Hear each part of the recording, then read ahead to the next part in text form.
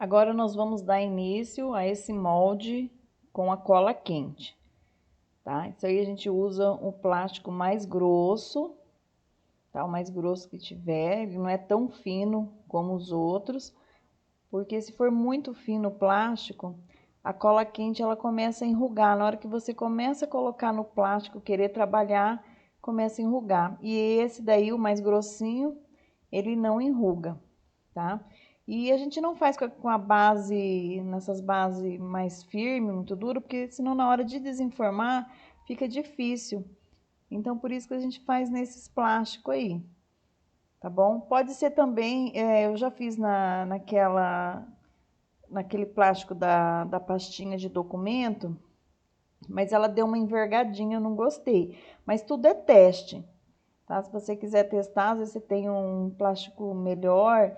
Essas minhas pastas já eram pastas antigas, pode ser isso também. Elas deram uma entortada, eu não gostei, tá? Então, para cola quente, usando esse plástico mais grossinho que você tiver, tá? Não pode ser o mais fino, que tanto para o molde da massinha de modelar e do silicone era um plástico mais fino, e esse é um plástico mais grosso. Tá, e agora a gente dá início, começa a contornar o desenho, né? Eu já disse, esse desenho é a mão livre, você escolhe o tamanho que você quer, se você quer maior, menor. Esse tem 9 por 13. É sempre essas medidas. Eu faço, se é quadrado, 10 por 10, 11 por 11. Esses desenhos aí arredondados, 9 por 12, 9 por 13. Né? Se quiser fazer maior também, né? Depende para que você está fazendo, né? Às vezes quer fazer uma base também para uma jarra, aí tu faz um pouquinho maior. Isso aí vai tudo da criatividade, né? É a sua escolha. Esse desenho aí é a mão livre.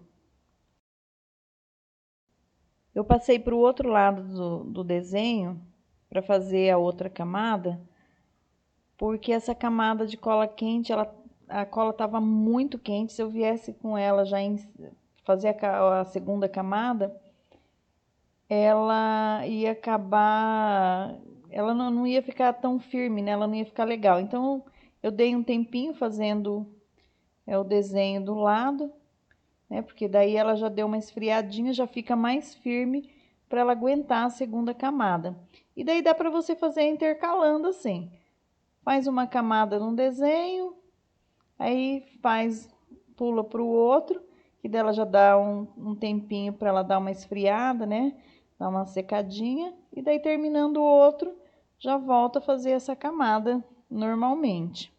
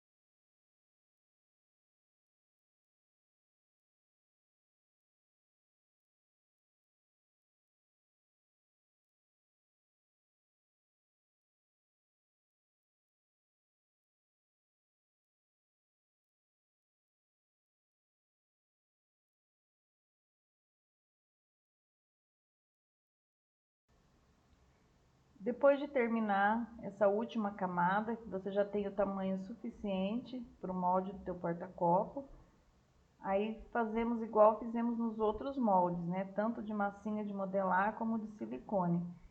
Começa a vir selando esse beiral, né? Tanto do primeiro molde como do segundo, é a mesma coisa. Vamos passar cola quente em toda a volta, sempre olhar direitinho para ver se está tudo bem seladinho, se está encostando bem no beiral e está selando. E vamos fazer esse procedimento nos dois moldes.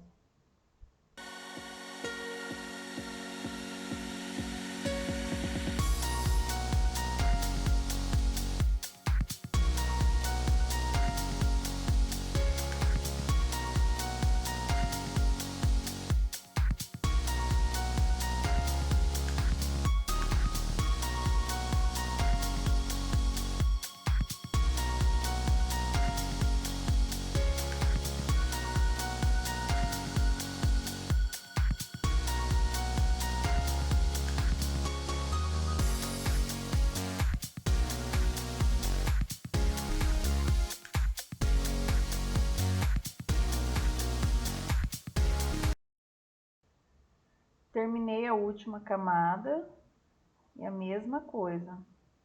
Começamos a fazer a selagem dessa lateral externa. Vamos passar cola quente em toda a volta do molde.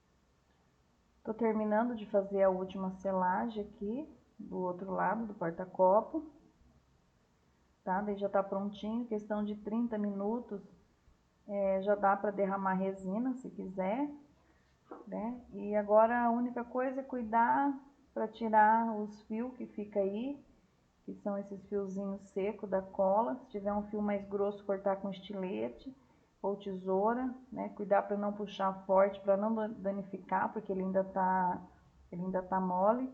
Mas questão de no máximo 30 minutos você já pode derramar resina, tá? Então tá aí mais um molde para você fazer teus porta-copo, bandeja, o que você quiser. Eu fiz desse tamanho, desse modelo, mas você pode usar a sua criatividade com o que você quiser fazer com a resina.